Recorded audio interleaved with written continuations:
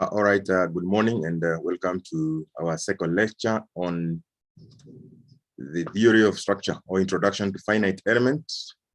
Today, we are going to start on a rather interesting kind of finite element that we use for illustration, which is referred to as finite element, spring element.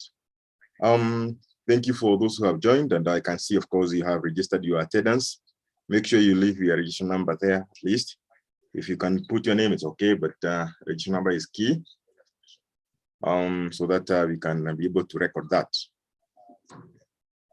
Last week, we had just a brief introduction. We saw what is finite element, why the method is necessary, important for us, or like, why do we need to learn it, and we have other methods or approaches that you can use to analyze structures. So we found that it's a powerful tool. It can handle different geometry, boundary condition. The possibilities are unlimited, right? So today we're going to, like what I said, the procedure for finite element method is the same. So basically, what we are going to have today, and in this upcoming lectures, is like we are going to analyze different types of finite element, because you're saying you have a structure, complex in nature, and then we simplify it using a physical model. Then we do the discretization. We have and select the element types. So we are starting with the different types of elements, and we are going to see how we can formulate the finite element equations using different types of elements, because the different structures and different ordering conditions, different stiffnesses will call for application or adoption of different types of finite elements. And this is just a recap from our last lecture. We said there are generally 8 steps that are followed, no matter what structure you are analyzing finite element method. There are 7 steps, and this is just a recap. You said first you discretize your structure. So basically you have your let me just get that tool. Yeah. So you have your, let's say, a truss, right? And then this truss in itself, let's have just a simple truss like that. So it's fixed on this side maybe, and then this part we have the roller support, right? And of course, maybe there are loadings that are applied at the joints. Okay. Then in this case, we are saying our method, you discretize. So you break down. So you're going to have this is like, let's say this is node 1, because we said node first is at the point of intersection between 2 elements. So if you say this node 1, node 2, node 3, and node 4, however you name it, then you have element 1, you can have element 2, you have another element. So this is, you have broken down your complex structure into individual finite elements. That was the first stage. Once you do this, of course, to do this, you have to determine location of your nodes. And I remember I was giving kind of guidelines on how to locate nodes, not necessarily where you have the support. At the point of load application, generally you can have that as a node, because we said for finite element, loads are applied at the nodes. So in this case, first step, you have discretized. Number 2 is to select what kind of element you're going to use. If this is a truss, we know axial loads only are transmitted. Then the element that you use will be different, like when we had a beam, a solid beam, right? Let's say this is a 3D beam, and then discretizing it, which you call the meshing, you have subdivided it into some finite element like that, okay? Let's say something like that. So this is an individual element here. You can have a small block, okay? So you see this is a 3D element. We know the beam is going to transmit stresses and bending moment, rotation. While the truss only, we need the axial load, no moment. So the element we select for the truss will be different for that we select for the beam. But at this stage, we are going to see if we select a truss, an element, a 1D or a linear element, how do we formulate the finite element equation? So the second step that we said was on select a displacement function. So you can go on refining your memory, define constitutive relation, derive elemental stiffness matrix, assemble and introduction, and then so on and so forth. So I would like you to remind yourself there. You can give me the remaining that without looking at your notes. You see whether you can still recall what were the 8 stages. So today we look at one type of an element which we are calling a linear spring element.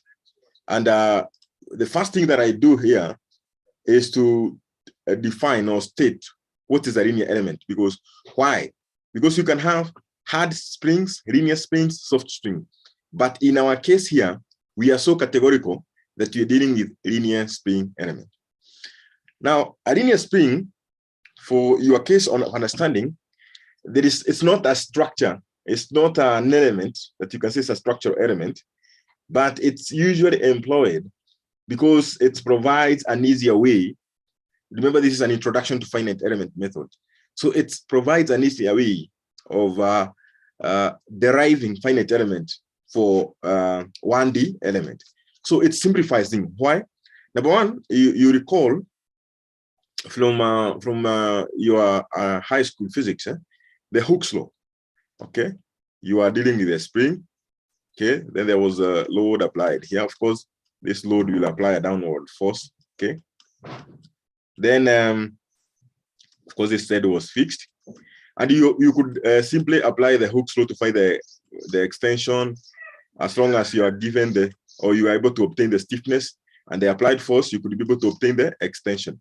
And remember, this is the general equation, the basic fundamental equation that we employ in finite element methods. We said we take a complex situation, complex body, where the solution maybe could be solving of a partial differential equation or ordinary differential equations. We apply the boundary conditions. Then, using finite element tool, we are able to break down our complex structure, those detailed mathematical model into simple algebraic equation. And you know, algebraic equation, y is equals to mx plus c, right? Or a is equals to bx plus c. So in our case here, this is the general one that you obtain in mathematics. So we are dealing with structures. So this is our algebraic equation, the form of algebraic equation that we use in finite element methods. F is equals to k, E. And of course, E now, you know, it has been used in so many things, in epsilon, E, and so forth. So in our case now here, we kind of tend to use delta to signify deformation. And now,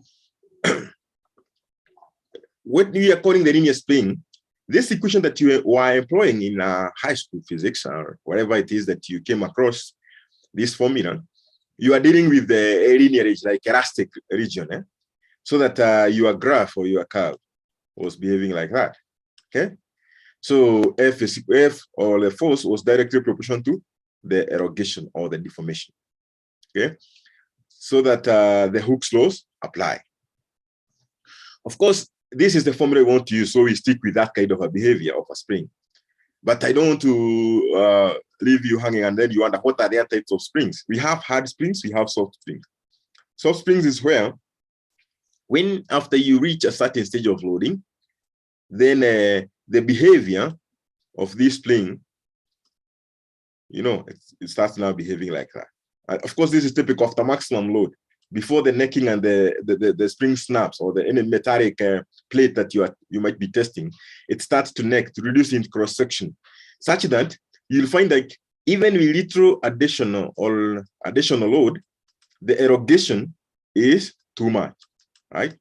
So this is what we call the softening, that it doesn't require more extra additional load. More, yes, it may require it slightly, but not like the way it was behaving in this linear region. So we say the spring has softened. We do not need that kind of behavior because our equation is linear. At this stage now, it starts behaving in a nonlinear manner. Similarly, we have scenarios where we could have a spring behaving linearly, but then with further addition of load, it requires more load to deform even the slightest. So this one are the one we call hard springs. And this one I'm giving them here, illustration. Like we have A being a head spring, B being a linear spring, and C being a soft spring. So for us, we are going to concentrate or to dwell on this spring B, linear spring for our finite element. So remember, spring is an illustrative tool. Sometimes you feel like you want to leave it out and you just go directly to the finite element proper, the one I use structural analysis, but then you realize, why don't you utilize this basic tool? And this is so good illustrative tool so that you can learn some concepts from basics. Then by the time you're going to handle actual finite element in structural members or element, you already have the concept or the basis, right?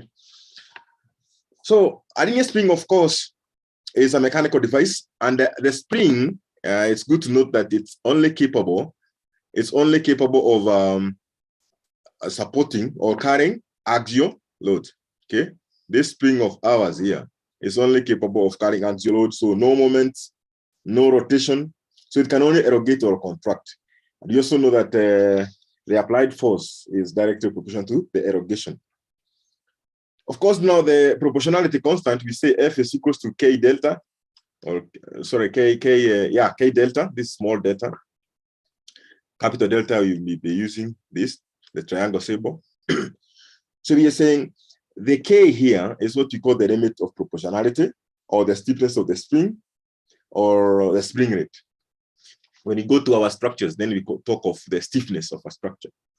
And the stiffness of a structure, so you can see, finite element method is primary characteristic of a finite element is embodied in two things: the stiffness matrix. The inherent characteristic of a finite element is the stiffness matrix. And this stiffness matrix, or the stiffness of the member, is the one that I am saying it encompasses of two things. One of them is the geometry. This K encompasses the geometry and the material behavior.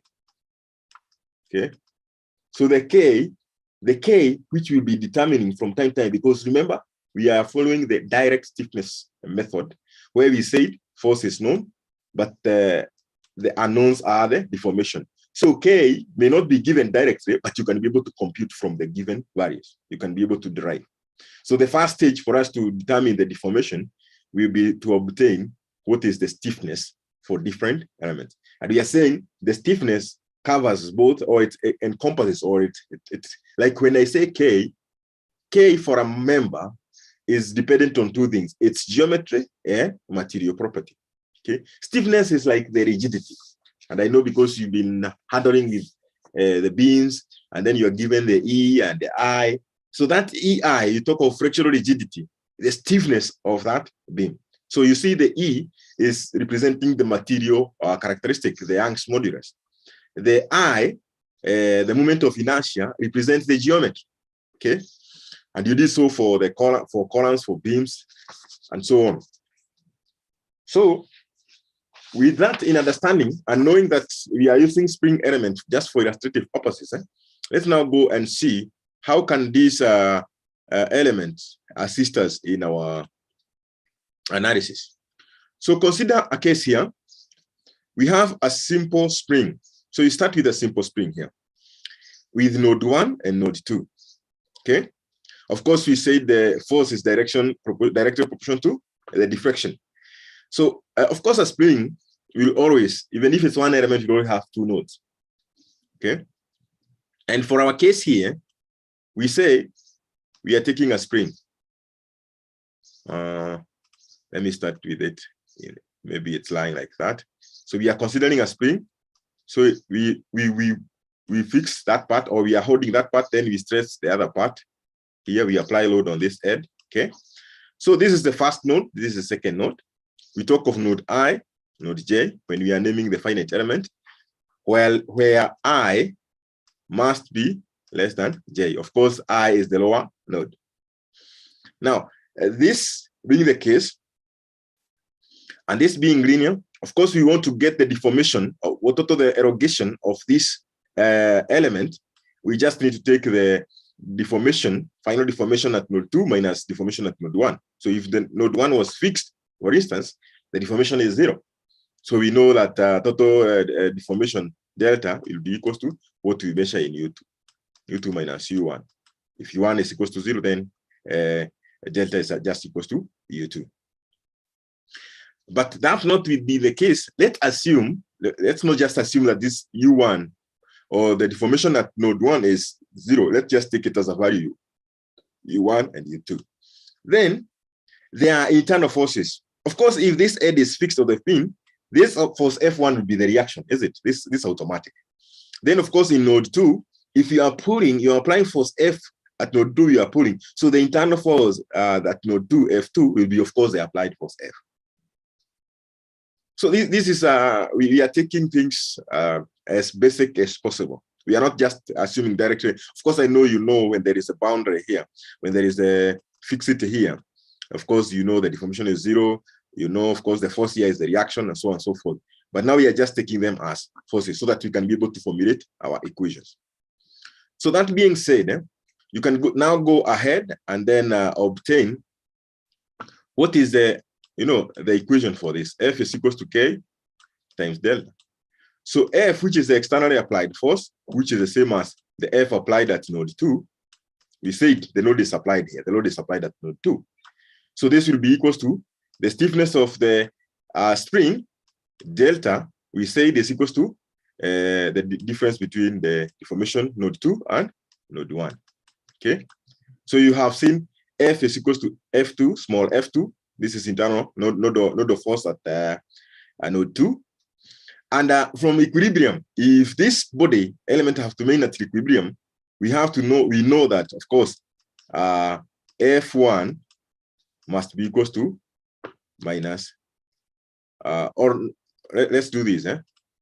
We know that, let's maintain that. But then I erase just a part of it. We're going to have at equilibrium, of course, this is very simple for you. We know that F1 plus F2 must be equals to 0. Okay, summation of forces must be equal to 0. So basically, F1 is equals to minus F2. So this is the F2 we calculated here. So you just need to negate that. So what we are saying is, from our computation, we are able to obtain the resultant force using the Hooke's law, F. And then for equilibrium, we have said F1 plus F2 must be equals to 0, or F1 is equals to negative F2. So basically, in terms of applied node of forces, you have F1 is equals to minus F2. F2 was calculated. Because we say this F, without even the subscript 2, is the force. If this force is applied at this node 2, then basically we know the externally applied force is the same as internal force at this node. So F1, F2 is given in terms of stiffness and deformation. So you can write this in matrix form. Yeah, you can write this in matrix form. F1, F2. We put this is a column vector. Note that for column vectors we use braces. For rectangular matrices, or I wanted to say for column matrix, which will be a column vector, or a row vector, we use braces.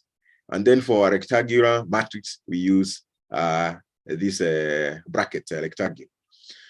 Now, of course, now when you use the matrix, we are just taking this equation that we have derived in this slide, and then we are arranging them such that U1, of course, becomes at the start.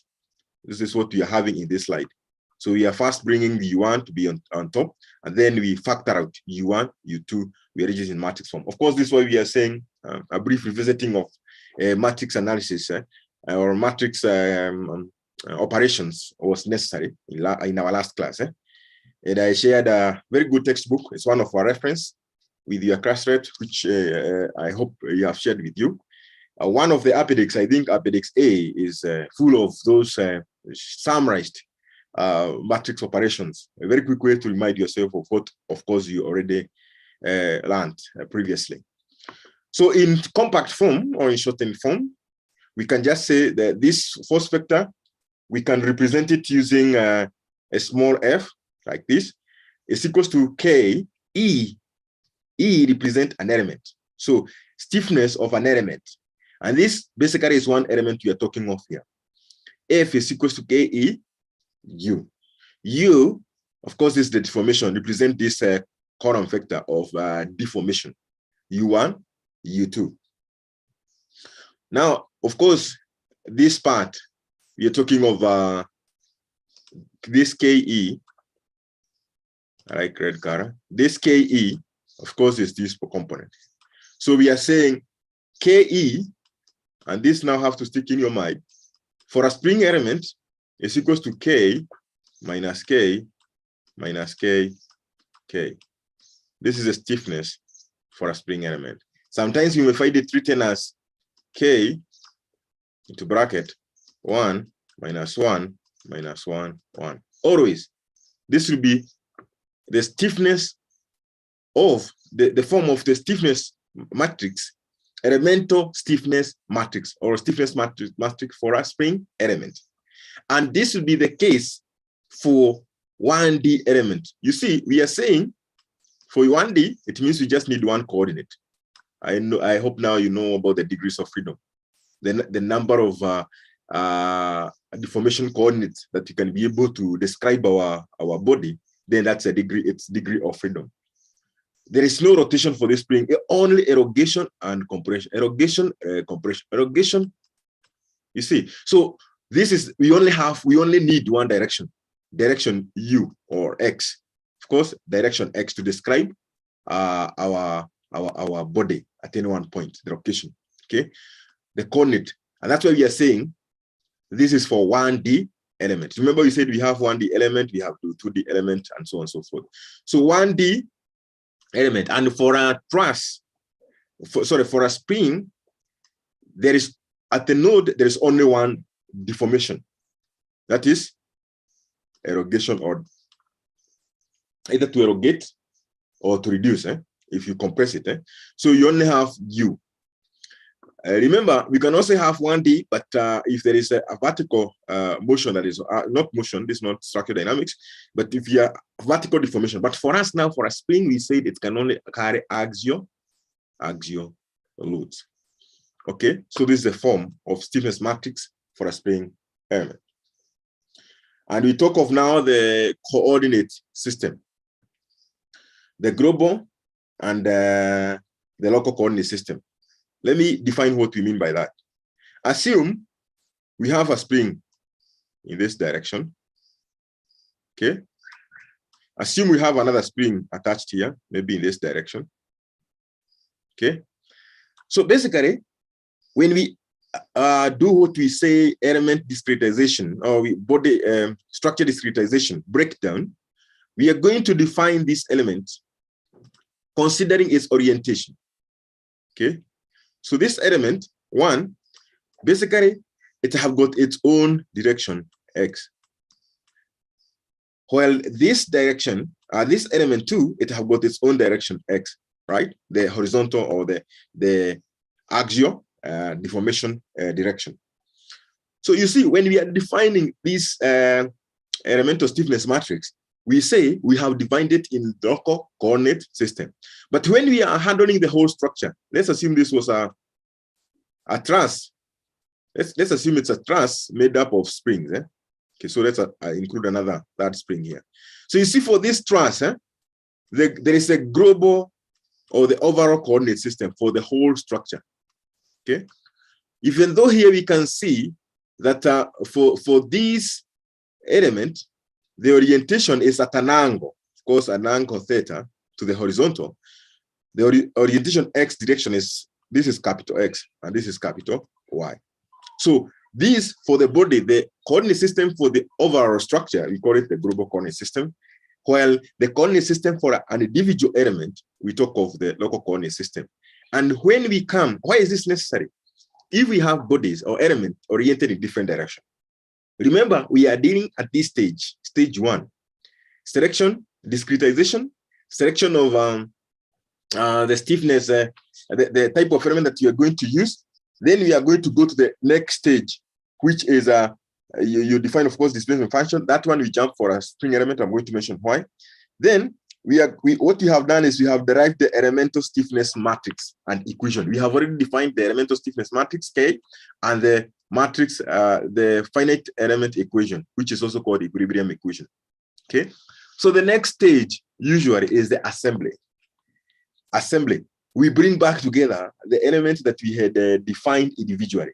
And to do that, you cannot just come and start adding matrices directly, which the elements were oriented in different coordinate system. If they were oriented in the same direction, if we had a set of spring like in this direction, right? Another spring in this direction. In that case, they are oriented in this, and then they say, let's say this is fixed on this end. So we can say comfortably that the global coordinate system for this element, for this system, corresponds to local coordinate system for the individual element 1, individual element 2. And for element, of course, we label them by a number, and as we enclose it, we encircle it. Okay. For the nodes, they are just numbers with no, they are not crossed. So you see the direction X for individual elements, small x, correspond to capital X. So for us here to get the global overall stiffness matrix for this structure, when we do the assembly, then we can just add the matrices directly. But if they were oriented in different direction, we'll have to transform from local coordinate system to global coordinate system. So my point is at this stage, so that I don't take you so far much ahead of the notes of the lecture, is that the local coordinate system is the orientation for an individual element. The global coordinate system is the orientation for the overall structural system. And you could also note that the local coordinate system can also correspond to the global coordinate system if they are aligned or oriented in the same direction. So that being said, we are dealing with an element for our illustration purposes. So we want to see how do we do assembly. Of course, to do assembly, it means we had discretized. It means we had obtained this element from somewhere. So maybe there were a set of elements, okay, springs. Then we just extracted one of them, and this is what we have been analyzing. So we need now to take it back so that now we can assemble for the whole structure. What you'll notice is that for this finite element stiffness matrix, for this stiffness matrix, basically, as you look at it, it's a 2 by 2. So this corresponds to the fact that the element have two nodal displacements, U1 and U2. So here in top, you can use a pencil to say this corresponds to U1, U2 for this stiffness. And basically, they are tied to one another. So the two displacements are not independent. That is, the body is continuous and elastic. Furthermore, of course, there are some properties you can derive from this matrix that we have derived, that the matrix is symmetric. Okay. And this consequence of symmetry is as a result of forces, symmetry of forces being equal and opposite to ensure equilibrium. So the continuity or the two nodes being dependent is as a result of the property we call compatibility. And the matrix being symmetrical is as a result of the forces, equilibrium of forces. Of course, the matrix is also singular. If you singular matrix have got their determinant is 0, therefore we cannot be able to invert to get the inverse. Because why do we need to get an inverse? Remember, we are solving for U1, U2. These are the unknowns. Yes, the deformations are the ones that are not known. You may know some deformation, for example, where this head is fixed, then you know U1 is 0. So you want to determine U2. To do that, we need to solve this simple algebraic equation using matrix method. So of course, you know, if you want to use, there are many methods you can use to get like a row reduction and so on and so forth. So you may need to use the Cramer's rule so that you get the inverse. You need to take this one, this K, to the other side so that you only be left with a unknown on one side. To do that, you need to get the inverse of this matrix, is it? And that's why we are saying getting an inverse of a matrix, of a stiffness matrix, is very important. But if it's the matrix is singular, then the determinant is 0, and therefore it's not invertible. So it's like we have hit a dead. But the issue with this is that we have not yet defined a boundary value problem. Remember, we are solving a boundary value problem. Okay, we have a set of equations. We incorporate the boundary conditions. Then you can be able to solve for simple algebraic equation. That is as simple as how far finite element method can be, or can be complicated. That is how complicated it can be. Very simply, very simple. Am I contradicting myself? I hope not. All I'm trying to say is that it's very simple to derive, to solve this, because we have solved complex ODEs and PDEs into simple finite, algebraic equations. So we need to incorporate the boundary condition. And we said for a single individual element, maybe we may not have that freedom of assembly, because of course it's just one. So what we do now here, I want to introduce a set or a system, a spring system. And before I move to a spring system, we are saying this one. For an element, we have small f. Note the difference, small f, k, and small u. So for a whole system, then our finite element equation will have capital F being equals to capital K, and then the set of deformation X or capital U. Okay, and don't forget these are column vectors. These are column vectors, okay. And then this is a rectangular matrix. So this is the global. So this part is unknown U, then F is unknown, and you'll be required to maybe determine what is U, what is all that. So let's see. We have been able to obtain the stiffness matrix for an individual element. We want to move to the assembly. And to do that, let me have a spring system. So now I have introduced a second spring. The concept is still the same. So you want to get the stiffness matrix for the overall system. First, we have to define this so that we have a frame of reference, or how we annotate or we label our nodes, forces, internal force, and so on. So first thing first, we say that for any element, like a two-node element, we talk of node I, node J. Y is 1, J is 2. So basically, we are saying, of course, I, 1, 2. You move from node I to J. I is the lower node. J is the higher node. So the internal force acting on the node, because you said forces act in the node, or they apply at the node. Remember, if you apply a force at node 3, if there is an external force applied at node 3, then in essence, at each of these nodes, if this head is fixed, like if this head was fixed node 1, of course, the internal force that will be experienced there is the reaction. So the same case, this node, there will be an internal force experienced there. So we say F(IM), this is the internal force acting of node I of element M. So like in this case, if we take a node 1, here, we are going to have internal force on node 1 of element 1. If we come to this node here, node 2, we are going to have two internal forces. Internal force of node 2 of element 1 and internal force of node 1 of element 2. And finally, on node 3, we have internal force of node 2 of element 2. Okay. So this is all what we are saying by this reference. So the superscript refers to the element number.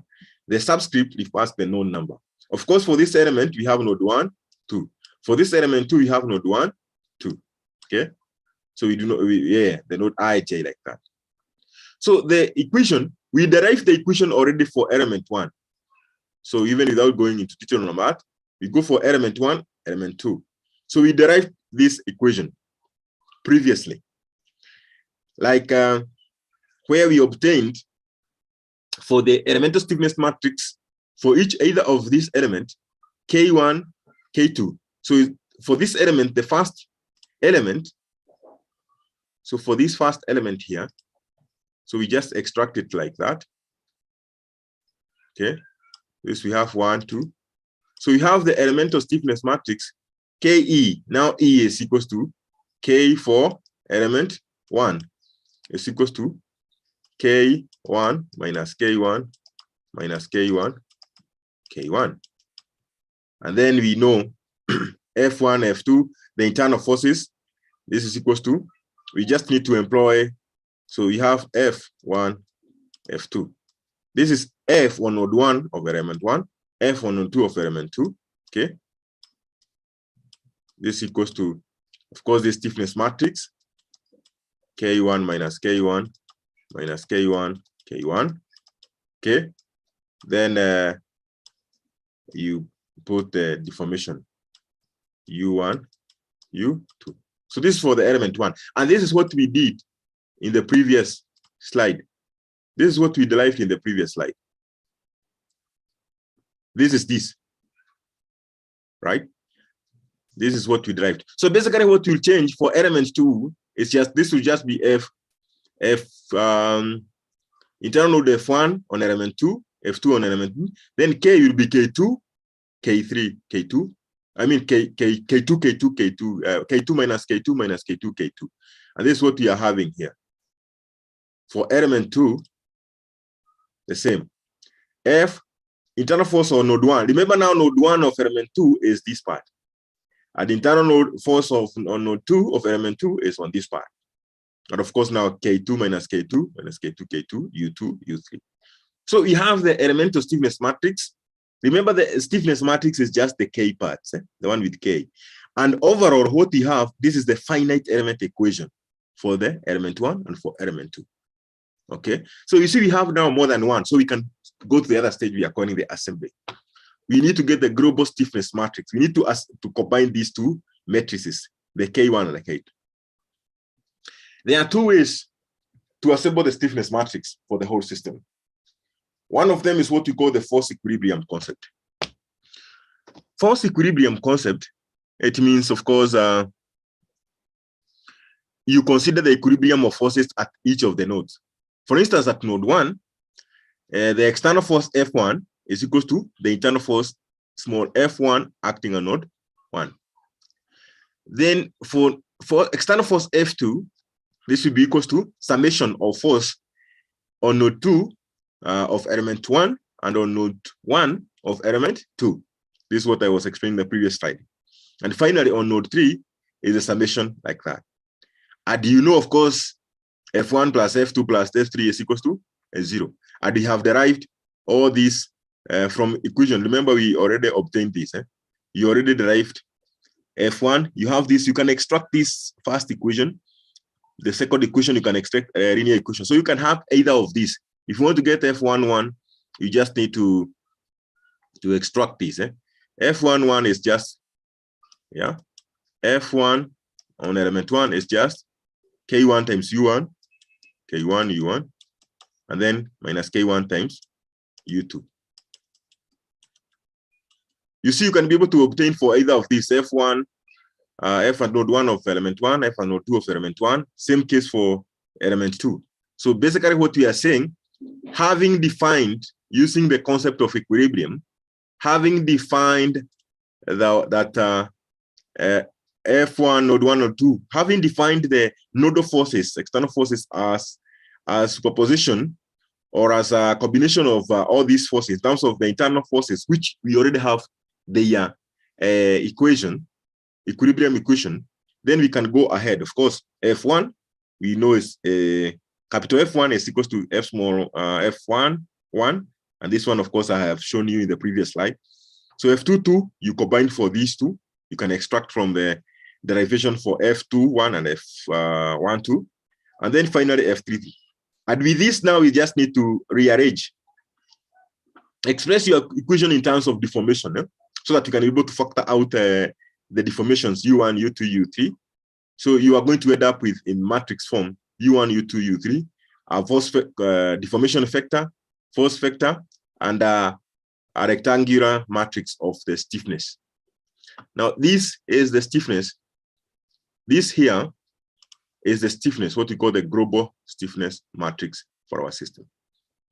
And overall, this, the whole of this here, you can see this is K. You can see this is K. This is a deformation. You can say capital U, and this is capital F. Okay. Vector of forces, vector of deformation, and this is now column matrix of stiffness. So we have obtained, at the same time, we have obtained the global finite element equation or the stiffness equation, as well as the stiffness matrix for our system. So from this, after you have done the stage, this should be step 5. We have assembled. Then you need to go ahead and solve for the unknown degrees of freedom. Of course, the unknown degrees of freedom, we cannot proceed from this stage unless we are given boundary condition. Because without the boundary condition, we have not defined our boundary value problem. And our matrix will remain singular. It's not invertible. So we cannot be able to solve it. So we need to invoke the boundary condition. So let's see, what boundary conditions do we have? So of course, this is what I was saying. K is the stiffness matrix for the spring system. Of course, in the books, you may find some books, they write this, they print this in bold, the equation. And then, but in your writing by heart, you can't write in bold. Yeah. So that's why you have to, if it's not in bold, then you have to employ the brackets. You have to put this to show that these are matrices, to avoid confusing people just thinking that F is a scalar quantity, is just a quantity, a single quantity. So you have to always use the appropriate, note that the braces are for column or row vector, while the square, the brackets, these are for rectangular matrix. It could be rectangular, meaning it could be square having the same element, or it could be as simple as a rectangular with many rows, many columns, but few rows, or many rows and few columns. Okay. Then the other method, this was one method of force equilibrium method.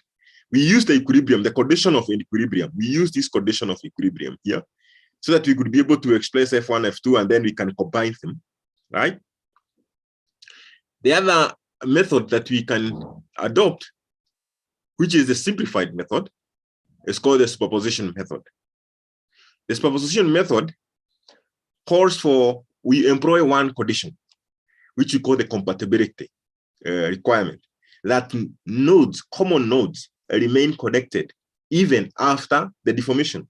So node 2 remain connected. So basically what we are saying, the stiffness matrix for element 1 and this element 2. So we say the stiffness matrix for element 1 is K1 minus K1 minus K1, K1. And then the stiffness matrix for element 2, this is K2 minus K2 minus K2, K2. Okay. So you can use this, and this one, be very careful. If you're going to use this to aid you, use a pencil. Use a pencil. So we are saying this corresponds, of course, element 1 have got node 1, 2. So this corresponds to the deformation U1, U2. This is outside the matrix. This is not part of the matrix. So that's why I'm saying you can write this in pencil. So U1, U2. For the element 2, this stiffness matrix, this corresponds to U2, U3, U2, U3. Okay. So if you look at this, carefully, let me just erase this. If you look at this carefully, we are saying this is U2, U3. So it means we have U1, row U, column U1, row U1. Here we have column U3, row U3. Okay. So, but these values are 0. Okay. So we are enlarging our matrix, what we can call augmenting. So with that, you can see we have columns, or we have matrices having equal column, rows and matrices, rows and columns. U1, U2, U3, U1, U2, U3. So you can go ahead and do direct superposition or addition of your matrix. So what I've guided us is that we know U2 is a common node. U2 is a common node. And we know that at this node, this superposition method, compatibility, why are we able to merge them or to just add them directly? Because we know these nodes remain connected. They are not going to behave differently. This matrix, this element is not going to disappear to adjoin to another element in the system, structure system. So you just can directly add now the normal matrix addition. Okay, you add the first element, first member like that. So you do that, you're going to get this is the enlarging. We are enlarging the stiffness matrix for element 1 and 2. This is 1 and 2. So you can see what I was saying. What you need to incorporate here, I was saying, is that you can do what? Saying here, we can have U1, U2, U3 in pencil to guide you. U1, U2, U3. Then this is U1, U2, U3. Okay, so that you know this element, this corresponds to this. You have the same row here and there. Of course, now these matrices are compatible. We can be able to add them together. Of course, definitely when you add this, if you're going to write the overall, the enlarged stiffness equilibrium equation, then even the force, we know we don't have the force on the element force 2. Of course, it's beyond. So we put it 0, and of course here the force F11 is equals to 0. So now you can go ahead and sum them up. Okay. So when you do that, basically this is what you are getting, addition. So that's superposition. And you can see this is the same equation that we derived using the force equilibrium concept. So you can use either of the method, but as you go on, unless you are categorically required to use the force equilibrium method, superposition method is simplest to apply and very quick when you are solving your problems. So you have been able to assemble the stiffness matrix as well as the finite element equation for our spring system. So what we need now to do to solve for the unknowns, that is stage 6. So for the unknowns degree of freedom, there are unknown degrees of freedom. These are, of course, definitely the deformations. But we need to invoke the boundary condition. So in this case, let's assume, of course, this will be given. The boundary conditions will be given. So we assume that this edge is fixed. Okay? When it's fixed, of course, now U1 is equal to 0. Again, we are given further information. Assume that the external applied force F2 is equal to F3 is equal to P. So you're assuming the external force here is P, external force here is P. So from your equation that you derived in the previous slide, you just need to substitute U1 is 0, U2, U3. Then F1 is given. No, it's not given, it's not known. This reaction, F1. And then F2, F3, they are given as PP. And then simple, you can go ahead and start solving this. What you do is that you look at where you have where the degrees of freedom is given as 0. That is where the deformation is given as 0. You can first ignore the corresponding row and column. You do what we say reduction of matrix. So you are left with this part. And this part, of course, you can see these are just simultaneous algebraic equations of 2 unknowns. You can go ahead and solve for this. Okay. So you can reduce. This is what you are saying, reducing. So the reduction is employing that we have this degree of freedom being 0. Take that row and that column corresponding, because this is U1. And that's why I was saying, utilizing using a pencil, you should be noting that this is the column corresponding to U1, column corresponding to U2, column corresponding to U3. Same case, this is the row corresponding to U1. This is the row corresponding to U2, U3, but these are not part of matrices, so be very careful. They should not be prominent written. So that now when we say we eliminate the row and the column associated with the U1, because U1 is already known as 0, then we know which rows and columns you are going to cancel. So with this, you can just go ahead and then solve. So what you need to do to solve this, of course, you can extract, or you can even get the inverse of this matrix. You get the determinant, get the inverse so that it moves on this side, so that you can pre-multiply both sides by the inverse of this matrix. So you'll be left with U1 and U3. Or you can just directly come and extract. So of course, at this stage, it's just a matter of solving simple algebraic linear equations of two unknown. You're going to get F1. Like, of course, F1 is obtained from the first row. F1, K1 times 0 minus K1 times U2, and there's 0 times U2. So you know F1 is equals to minus K1 U2. Okay, so you go ahead and then solve for that.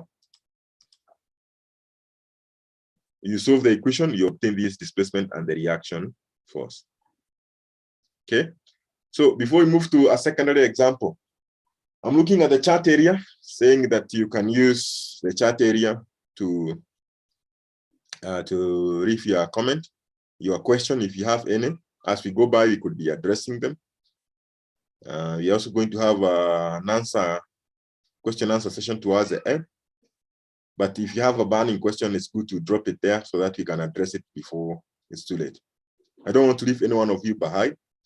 As I said, it's a simple course, but simple and basic things. Sometimes if you don't understand from the word go, you may find it's difficult to revise later on. And again, we want to leave you with something in your head, even after you are done with your exam. So always be using that chat area. And not only now, even when maybe you are revisiting this note, if you're watching this video later on, you can always leave a comment as a question, and then over time, maybe when I have time, I respond to it.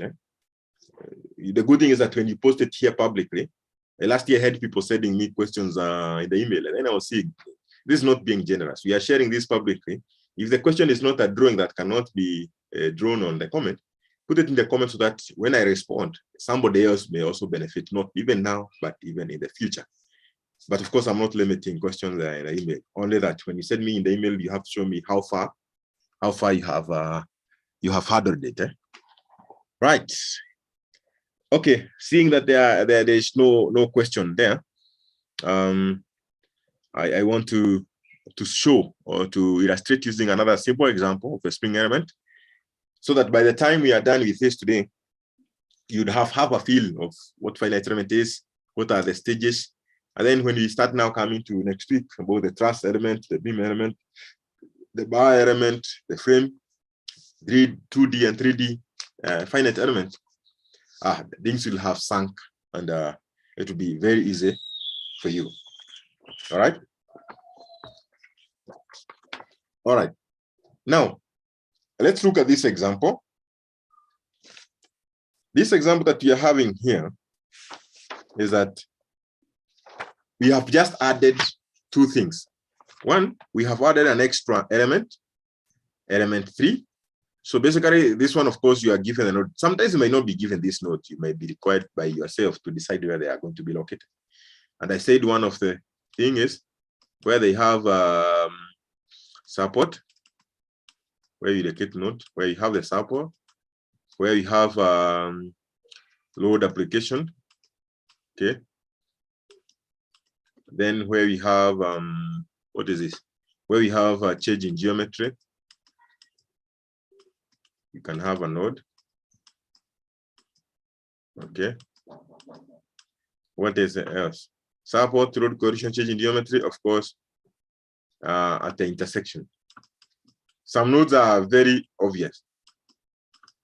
For the, let's say for a continuous beam, there's no intersection here. But let's assume for these springs, we are seeing this spring 1, this spring 2, this spring 3. There is an intersection here. Like this spring is joining with this at this part. So we introduce a node there. So you're saying if you come across whereby we have that's a cross-section 1, then it reduces that. So this change in cross-section here, we can introduce a node. Let's assume I guess like a bar fixed on a wall. So the change of geometry, you can do that. If we have application of load here, then definitely it's advisable to introduce a node there, okay? And so on and so forth. Because where you have the change in, change in geometry I've explained. Where we have the support condition, of course, at the fixed end, you have to have a node there, okay? Now, in this case, the nodes are already defined. And we also have that the load is given. There is an applied load at node 3, P. and the values are given, the numerical values. So even before we go further, looking at this, we see this is fixed on this end and fixed on this end, the spring. So it's fixed on two supports, and then the load is applied. So of course, this will undergo compression. This side will undergo tension. Okay, tension. This one will be this will be experiencing compression. And we are given the stiffness for each of the element of each of the spring element. K1 is 100. K2 is 100. Remember, this is the stiffness, not the stiffness matrix. This is the stiffness of the element. So we need to get the stiffness matrix of the element. And it's very easy. We know K1 will be K1 minus K1 minus K1, K1.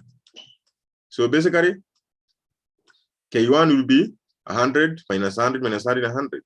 K2 will be 200 minus 200 minus 200, 200. K3 similar to K1. Then this will help us in solution. Once we have obtained the global finite element equation, then we are able to apply the boundary condition to simplify our equation and enable us now to solve the algebraic equation for the unknown. So you are required to determine the global stiffness matrix. So of course we have the elemental stiffness matrix, K1, K2, K3. A global stiffness matrix, of course, they are oriented in the same direction. So basically this, you can use the equilibrium method if you want. To me, using global method is very simple. You just need to enlarge. This enlargement, we talk of argumenting. You just need to argument your matrix. This we know is related to U1, U2, U1, U2. You just need to add, you know, you have U1, U2, U3, U4. You just need to add 2 columns and 2 rows of U3, U4. Same case for K2, K3, and so on. So doing that is as simple as obtaining. You have this, of course, K1, K2, K3. Those are the elemental stiffness matrices. Then applying superposition, we obtain the global stiffness equation. So you enlarge, then you add. You're adding both of them. So you see K1, let's say you don't want even to have so much write-up. Let's say you just have, you come and say this is, you designate this is U1. This corresponds to U2. U1, U2. This corresponds to U2. Remember, you're looking at this here. This is, there's a deformation U2 here. This is a deformation here, 3 and 4. So U2, U3, U2, U3. Why am I putting on both ends? So that I can be able to identify this element here, 200, not element, let's call it, because of course in matrices we talk of element. Let's say this entry, negative 200 in K2, I can be able to say this is the value U2, U3, U2, U3. I can define the truncation. Same case now you do to K3. This is U3, U4, U3, of course, U3, U4. This in very faint pencil because it's not part of our expressions. So then the global matrix, stiffness matrix, I know is to encompass U1 all the way to U4. So I just need to arrange that. Then here U1, U2, U3, this is U2, U3, U4. So what we do is that now I'm going to look for elements which have U1, U1. I come here and say U1, U1, you have 100. I want to add another U1, U1, U1. I find there's none, so I write 100. Then I want to incorporate here U2, U1. I just come here and say this have got U2, U1. Do you have any U2, U1? No. Remember, U1, U2 is not U2, U1. Okay. Then let's say, let me pick this part. This part, location is defined by U2, U2. Is it? U2, U2. So U2, I come here. In the first one, we have U2, U2 is 100. Do you have another U2, U2? Yes, U2, U2, I have 200. Then I go ahead, I'm looking for any other U2, U2, U2, U2, U2, there is none. So I see this is how you obtain this. All the way, and then you get it. You get the whole of it. And these blue rectangles here are just showing you, like the first rectangle is just this matrix, right? The second rectangle is just this K2 matrix, and the same case for K3. So we are superposition. We are overlaying them one on top of the other and using the condition of compatibility where they are shared node. You already see right where they are shared node. U2 and U3, they are shared between two elements. That's the only position that we are going to have superposition, addition of more than one value. Okay, it's a shared mode. So with that, we've been able to obtain the stiffness, global stiffness matrix for the spring system. Of course, now to get the finite element equation, you just need to introduce the deformation factor, U1, U2, U3, U4. Remember now, this is part of the matrix. So you put the braces because it's a column vector. And on this side now, we have F. Because we have F is equals to K times delta, or a big capital delta. So F here, remember I'm removing K now because I'm converting this to an equation. So this will be, again, a force vector of F1, F2, F3, F4. And once you know this, you can now go ahead and start solving this equation because you have the boundary condition given. U1 and U4 are known to be 0. So U1 here will be 0, U4 will be 0. So that being the case, U1 and U4 being equals to 0. Okay, this is a simplified stiffness matrix. Of course, you have to simplify by adding this. So the stiffness for the overall system is like this. Then we are applying the known values. The bounded F2, there is no force here. F3 is given as P. S4, you don't know is a reaction. F1, you don't know is a reaction. We apply the boundary condition, U1 and U4, they are given as 0. So you can now go ahead and delete the rows and the columns associated with U1. This is the row associated with U1 and the column associated with U1. This is the row associated with U4 and column associated with U4. So how am I able to know this? Of course, I said utilize the guide, U1, U2, U3, U4. This is U1, U2, U3, U4. If you can be able to record this without writing, this is okay. But now I'm saying so that you know we are removing U1 rows and columns, U4 rows and columns. Basically, we'll be going to be left with this part. This part, we are left with this part, and we are left with this part. Okay. Again, when you do that, you find like you are going to obtain a simple equation. Is U2, U3, 0P. And of course, you can go ahead to obtain what is U2, U3 by solving this equation 5. Okay. So you solve for U2, U3. Of course, the solution of matrices. And this way I said you revisit. And then you just get equation U2, U3. The values of deformation is 2, 3. And of course, now to get the reaction, now you recall the equation that you removed, equation 1 and 4. So from F1, of course, if you go back, if you go back to this equation, we had removed this equation, the first one. So you can see if this is the one associated with F1. We want to obtain F1, the reaction at node 1. So you just need to get 100 times U1 minus 100 times U2, 0 times U3, 0 times U4. So we get F1. F1 is equals to 100 U1 minus 100 U2. 100 U1 minus 100 U2. And another thing before I go, 100 U1 minus 100 U2. But U1 is 0, right? So the F1 is equals to minus 100 U2. And this is what we have here. Minus 100 U2, minus 200 Newton. F4 is equals to minus 300 Newton. So you can see the externally applied force here is 500 in this direction, positive X direction. And the applied force and the internal forces that I experienced, the reaction, which is the reaction 1 and 2, 1 and 4, you get minus 200 minus 300. You see now it satisfies the condition of equilibrium because this is 500, then these are the opposite.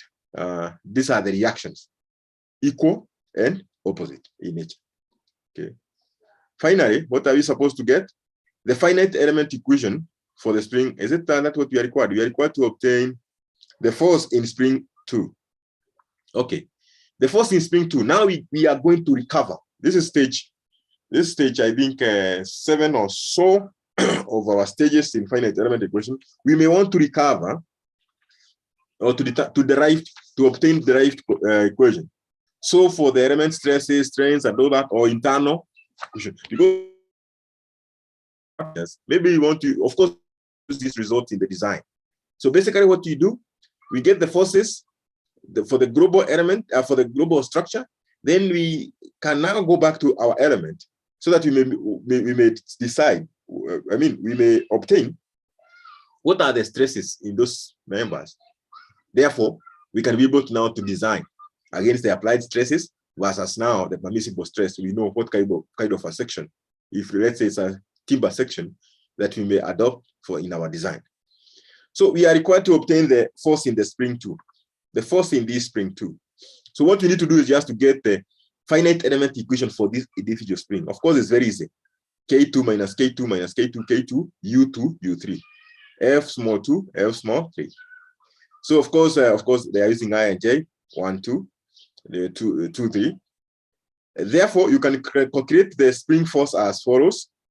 Of course, you can use, U2, U3. U2 you have calculated, U3 you have calculated, U2, U3. So you can obtain F1 on top here is 200 minus 200 minus 2. You can use either of it, because one thing that we know is that internally, for equilibrium of this element, the applied force here, the internal force here, F1 must plus F2 must be equals to 0.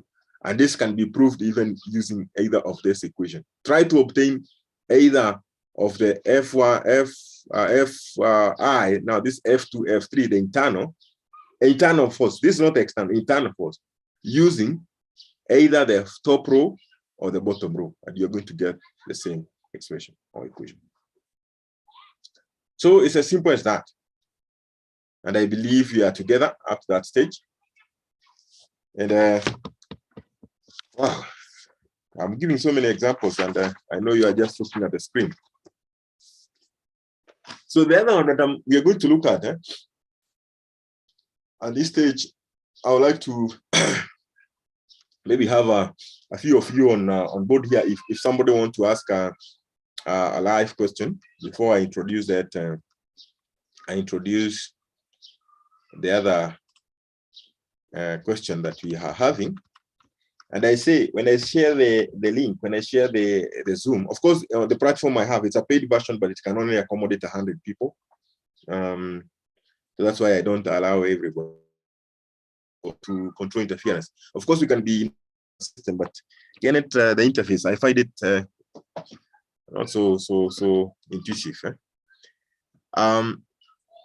So I want to share what? I want to share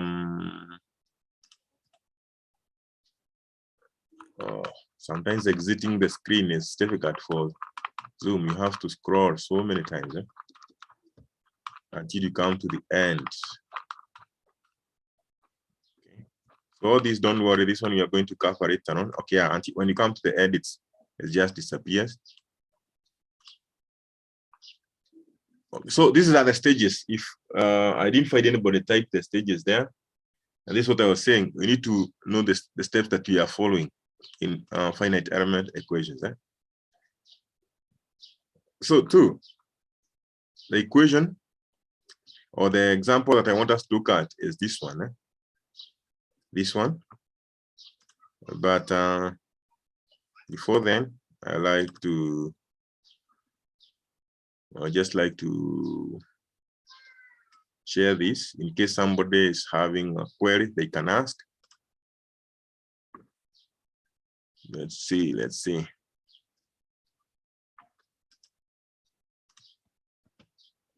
So I've shared with the class rep. You can share the link, but only come on board if you have a question. Of course, the attendance have already taken on the chat. So you don't need to come on board if you don't have any question on that. So thank you. You can see there is a question by Ian. Ian, you're asking, please repeat how to get F1 and F4. F1 and F4. Okay, the same question. How do we get reaction forces 1 and 4? All right. This reaction F1 and 4. Okay, good. So what you do, Remember from this equation, I hope up to this part we are together, up to question 4 we are together. So what you do, you see, this is just a matter of utilizing this equilibrium equation. This is our equation. So we had deleted. Deleting is like we had simplified our expression by taking where we have the known degrees of freedom, U1 and U4 are known. So we put this U1 to be equals to 0 and U4 to be equals to 0. And then we say, now, to be able to solve for the remaining U2, U3, in short, instead of even saying you delete these rows and columns, you just say we take the rows and the columns associated with U2, U3. As simple as that. So we did that, we were left with this equation. But you see, if you do that, you are going to be left with this one here. You don't know why this one is here. So what you are saying is, you take the advantage. So let's stick with what is defined in the text. Once you know that this is C0, the other one is non-zero, the degree of freedom, which now in our case is the displacement or deformation. So you remove the rows and the columns, the columns and the rows associated with U1, and you also remove the rows and the columns associated with U4. And that's why we said we are left with this part, not remove, this part, and this part. And this is what made our equation here. Okay. Now we went ahead and obtained U2 and U3. So to be able now to obtain the reactions F1 and F4, we come back to our original equation here. And then we are going to see, we want to get the equation for F1 and F4. You just this is matrix. Remember matrix? We had when we started, when we formulated the finite element, the equilibrium equations, we said, let us write it in matrix form. So you can also collapse you can also disassemble or collapse your matrix to have individual equations. So this equation, if I want to get F1, like how do we obtain F1? 100 times U1, yeah, 100 U1, this times this, this times this, this times this is equals to this. Okay, so 100 U1 minus 100 U2 minus, of course, these are 0 times U3, 0 times U4, 0. So you see, 100 U1, this minus 100 U2 is equals to F1.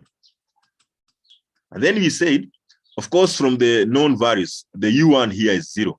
So this one disappears. So you're going to get F1 is equals to minus 100 U2. And of course, U2 we know, we obtained it from this equation. Same case for F4. I just come to the last row and I obtain, how do I get F4?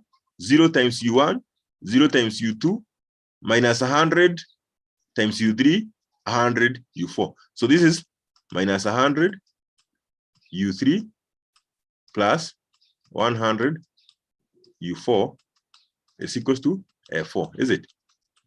But we know U4 is equals to 0. So F4 is equals to minus 100 U3. And this is what now was given in this here slide. Minus 100 U2, F4 is minus 100 U3. But U2, you already obtained it here. U2, remember you obtained when you solve this equation. So it's just a solution of a simple algebraic equation, matrix. You just need to get the inverse of this part. You pre-multiply by the inverse. To get the inverse, of course, you need to get the determinant. So you get the inverse, you pre-multiply on this side, you are going to get what is U2, what is U3. And U2 is 2, U3 is 3 millimeter. So F1 is minus 100 times 2, minus 200 newtons. F3 is minus 100 times U3, which is times 3. This is minus 300 newtons. All right? Okay, good. So I hope you are together. Ian Chogona, Jamima Mora. Let me take a live question. Brian, any question you have? You could ask, we answer in class. I can see Brian, I can see Mutuku, I can see Mother Mora already, you are here.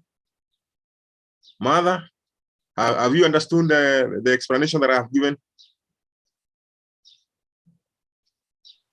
Okay, okay. No question, sir. Okay. So if no question, who is that? It's Brian. Brian, if no question, then you don't need to join this side. Eh? this is for somebody who feels you have a question, which now maybe you feel like when you type it, it's not very clear. Eh? Yeah. Okay, sir. Yeah. You're saying, Frederick Carroll, you are saying your screen is blurred. This could be an issue with the internet. So how long has it been blurred? And has anybody else experienced that? It could be the internet, either from my side or from your side. So unless if we get from other people the same,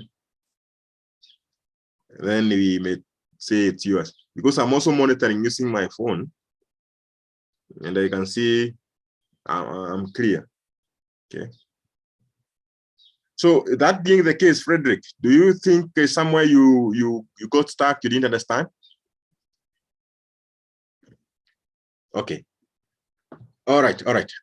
Now let's look at this case. But this, I leave it as a small challenge to you to think about it. You are given a system of springs. These are arbitrary numbered nodes. We have just numbered them. Like this one is node 4, node 2, node 1, node 3, node 5. And then the spring is fixed on this edge. The spring is fixed on this edge. And of course, there is an applied force on this node 1, F1. So you are required to obtain the global stiffness matrix. You are required to obtain the global stiffness matrix. Okay. So this, if you try to use the equilibrium method, you might spend the eternity here. But it's possible. It's possible. So now this one is just testing you whether you have adopted the concept of superposition. Because what you need to see is that just know that our system has got how many? 5 nodes. A total of 5 nodes. So basically, this tells us that our global stiffness equation will be a 5 by 5 matrix.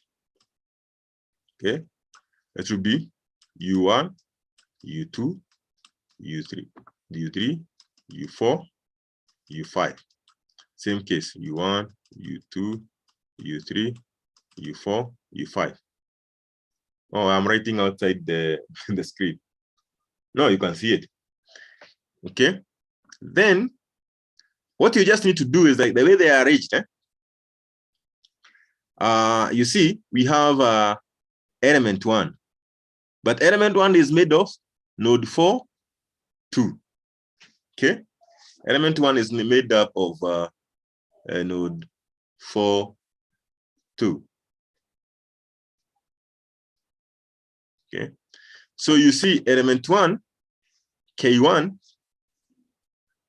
element 1, K1, this will be K1 minus K1 minus K1, K1. Element 2, which is this, is constituted of K2 minus K2 minus K2, K2. Okay, basically, element 4, of course, K4, element 3, K3. So the first thing to note is that for elemental stiffness matrix, Ke for n element, spring element, is equals to K minus K minus Kk minus K minus K, K. Okay. Then with that, what you just need to arrange is like, you have to know that K1, even if now this K1, let's label this K1. Even if K1 is K1 minus K1 minus K1, K1, but K1 is the node U4, U2, U4, U2. So that when you want to create your assembled matrix here, let me say I subdivide it like this. Remember, I'm just using this as guide. They don't need to be there. So what I'll do is that just come. I want this to enter entry for U4, U4. I'm just going to come at U4, U4, U4. So I want to get values for this cell, U4, U4. So I have to go around seeing, once I have prepared for K1 up to K4, seeing which nodes are shared, which ones are sharing node 4. Node 4 is not shared. Which one are sharing node 2? So that now I can be able to assemble for the overall matrix. So having the stiffness matrix for an individual element is no big deal. The issue now is knowing the nodes location. Of course, our nodes are given. So you use this as a guide, the one I said you put outside there, and then you will be able to assemble your matrix using superposition method by just a matter of looking or examining individual element stiffness matrices and see where we have shared nodes. Then you know that you'll be having some addition. Okay. So I leave that as a small exercise. But this one, I want to give it here. I hope my writing will be a little bit clear. So K is equals to, let me write it there. K4 minus K4. Then all the rest are zeros. That is not very good. 0, 0, 0. This is minus K4. This one is K1 plus. Let me try this. Let me try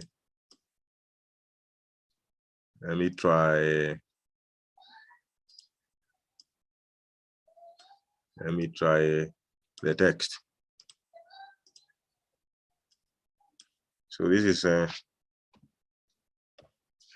I use a small font. Where do we change the font?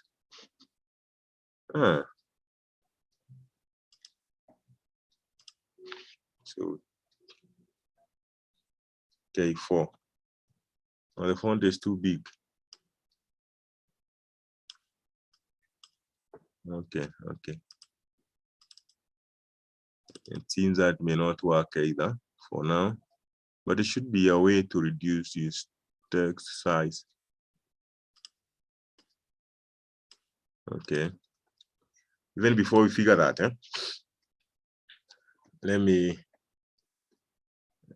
just give it here.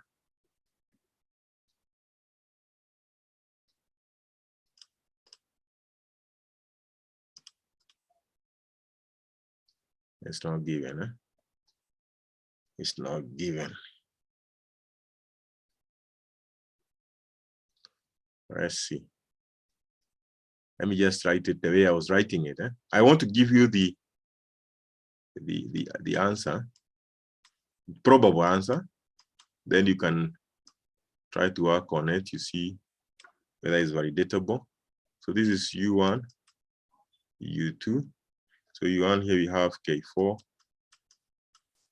We have minus K4. We have the rest being 0, 0, 0.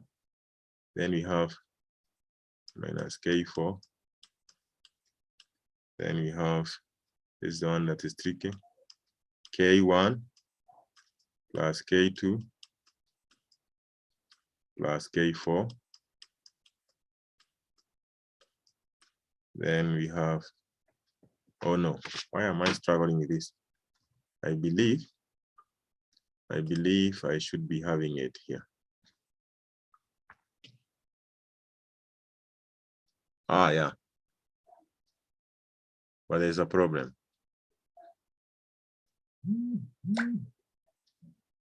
There's a problem. Because I've also given the answer for the other one. I didn't want to give the answer for both of them. Okay. So let me just finalize this one here. So this is K2, and then this is minus K2. Then it will be minus K1, 0. Then here we have this for U2. Then for U3, This is 0 minus K2, K2 plus K3, then 0 minus K3. Finally, I hope you are writing this. Then U4, this is 0. Of course, U5, this is 0. Then this is minus K1, 0, 0, minus K3. Then K1, 0, 0, K3. So definitely recall, I'm saying this is just for the guide. These are not part of the matrix. So basically our matrix should be from here. Our matrix should start here. Okay, that's our matrix. So use the method of superposition and try to see whether you can this expression is correct. Because whatever is being tried here is in a matter of fact, can you be able to assemble using the principle of superposition? And finally, there is this question. Now, this is the reverse of what we have done in the previous example. You are given the equation, and then you are required to draw the springs. So this is a matter of visualizing. Yeah, you start thinking like K1, node 1 is not shared by, no, it's shared by K2, K3, K4, K5. So there's someone K1 is shared. Element 1, they are sharing node. You go like that, seeing which node they are not shared, which are shared. Then you visualize how could that spring be assembled. Okay. So as simple as that. I would like to end there so that next week we can start on the bar element. We have about 10 minutes of question. If somebody have, we'll start with the people on the chat.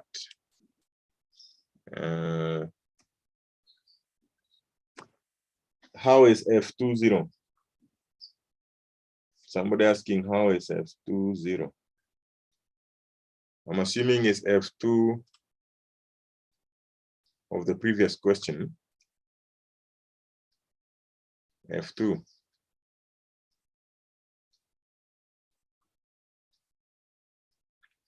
I'm assuming is it. Remember, this is not a small f you have written. Because F2 small, the internal force F2, you already calculated this as 200, right? F2 external, and that's why if I take you back, let me take you back to the derivation. There are two things that are happening here. We are deriving for element at the local coordinate system. And once we get the forces, the internal forces acting at the local coordinate system, F1, F2, they are small letters, F1, F2. But when we get the global, we are talking of a structure, not an element. Structure, right? Capital F, capital K, capital U. And that's why, in this case, we had the externally applied force capital F2, capital F3, capital F1. But then we could still say F2, capital F2, is a combination of F2 is a combination of the internal member forces at node 2 due to element 1, and internal member forces at node 1 due to element 2 or of element 2. So here there are internal forces. So don't confuse between internal forces and the externally applied loads. Capital F, these are external forces or externally applied loads. And that's why we are saying for this problem that we are having here, for our problem here, the only applied force, if you look at this, this node 1, there is an external force reaction that will be experienced.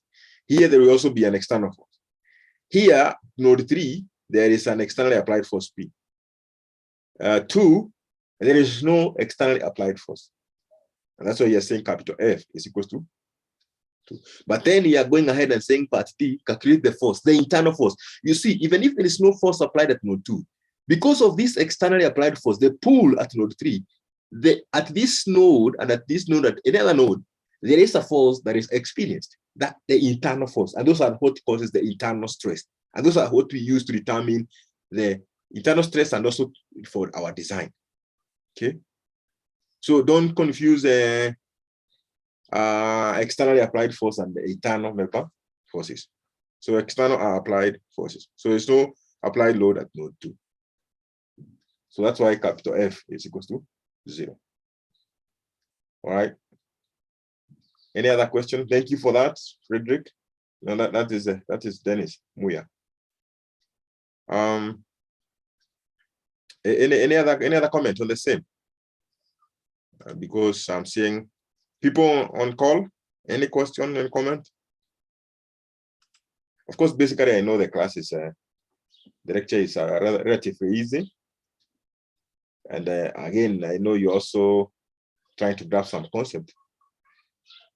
But don't hesitate to ask any question. Even when we are continuing with the other lecture, you can as well ask the question of previous lecture, or even a question of, as long as we are within the context, so that we, of course, we observe some kind of order. You can ask questions related to introduction to this and finite element. All right, just to encourage you, you need to download and install Abacus. I don't know how many of you have installed. I don't know how many of you have installed the Abacus softwares, the student version, because the area we do, the better. It will help us start getting acquainted with the software as early as possible. So make sure you do it soon as possible before we move to other